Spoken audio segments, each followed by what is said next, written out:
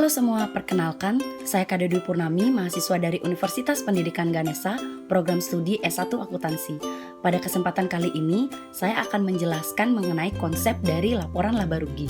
Adapun beberapa komponen dari konsep laporan laba rugi, yang pertama adalah laba rugi, kemudian komponen laporan laba rugi, dan bentuk-bentuk dari laporan laba rugi.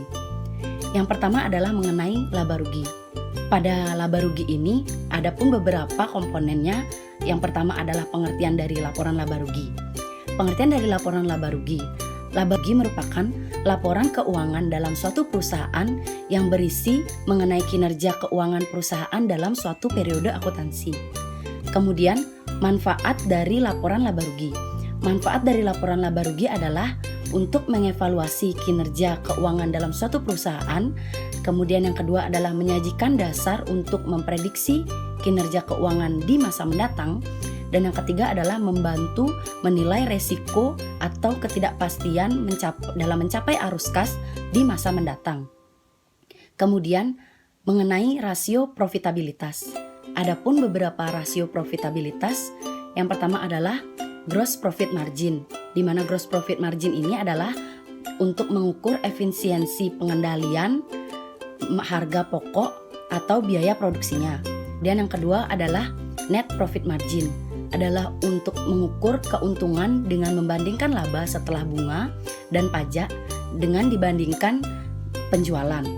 Kemudian yang ketiga adalah return on investment, adalah rasio yang mengukur kemampuan perusahaan secara keseluruhan di dalam menghasilkan keuntungan dengan jumlah keseluruhan aktiva yang tersedia. Kemudian yang keempat adalah ROE atau return on equity, merupakan rasio yang memperhitungkan keuntungan dari investasi yang telah dilakukan pemilik modal sendiri atau pemegang saham. Selanjutnya adalah informasi dalam laporan laba rugi. Adapun beberapa informasi dalam laporan laba rugi, yang pertama adalah pos-pos yang tidak dapat diukur secara akurat tidak dilaporkan dalam laporan laba rugi. Kemudian yang kedua adalah angka-angka laba yang dipengaruhi oleh metode akuntansi yang digunakan. Dan yang ketiga adalah pengukuran laba yang memperlihatkan pertimbangan. Yang selanjutnya adalah komponen laba rugi. Adapun beberapa komponen dari laba rugi, yang pertama adalah pendapatan. Pendapatan merupakan aliran kas masuk perusahaan yang bisa berasal dari penjualan barang atau pemberian jasa. Kemudian yang kedua adalah pengakuan pendapatan. Di sini terdapat dua kriteria yang diajukan oleh FASB.